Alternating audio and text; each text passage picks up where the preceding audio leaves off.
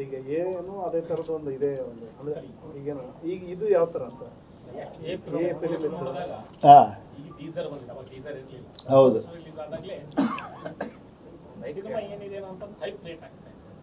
ಈಗಲೂ ಅದೇ ತರ ಇದೆ.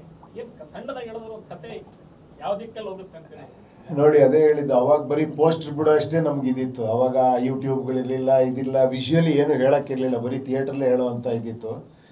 ಈಗ ವಿಷುವಲಿ ಗ್ಲಿಮ್ಸ್ ಕೊಡೋ ಅಂಥ ಟೀಸರು ಟ್ರೈಲರ್ ಈ ಥರ ಎಲ್ಲ ಬರ್ತಾ ಇದ್ದಾವೆ. ಸೊ ಅದರಲ್ಲಿ ನನಗೇನಂದರೆ ಈ ರೆಗ್ಯುಲರ್ ಟೀಸರ್ ಟ್ರೈಲರ್ ಥರ ಇರಬಾರ್ದು ಈ ಚಿತ್ರ. ಯಾಕಂದರೆ ಯಾವಾಗಲೂ ನೀವೆಲ್ಲ ಬಯಸ್ತೀರ ಏನೋ ಒಂದು ವಿಭಿನ್ನವಾಗಿರುತ್ತೆ ಅಂತ. ನಾನು ಮತ್ತು ಅದನ್ನೇ ಫಾಲೋ ಮಾಡೋದು ನನಗೆ ಯಾವತ್ತೂ ಇಷ್ಟ ಆಗಲ್ಲ.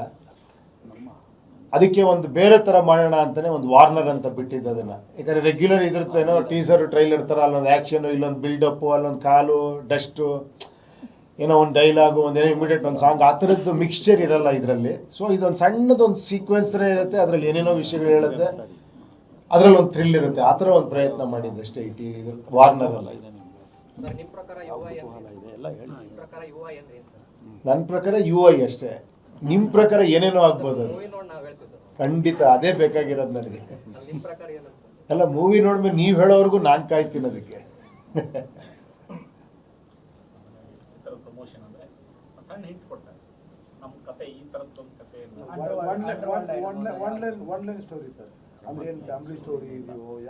ಅದನ್ನ ನಿಮಗೆ ಎಷ್ಟೋ ಪಿಕ್ಚರ್ಗಳು ಹೇಳೋದೇ ಬಿಡ, ನೀವೇ ಹೇಳ್ಬಿಡ್ತೀರ ಈ ಥರ ಪಿಕ್ಚರ್ ಅಂತ ಅಲ್ವಾ. ಇದು ನಾನು ಹೇಳೋದು ಕಷ್ಟ ನನಗೆ ಯಾವ ಥರ ಪಿಕ್ಚರ್ ಅಂತ. ಅದೇ ಸ್ವಲ್ಪ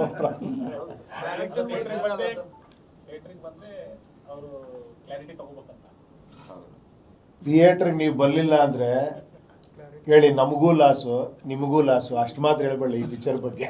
ದಯವಿಟ್ಟು ಥಿಯೇಟ್ರಿಗೆ ಬಂದರೆ ನಿಮಗೂ ಲಾಭ ನಮಗೂ ಲಾಭ.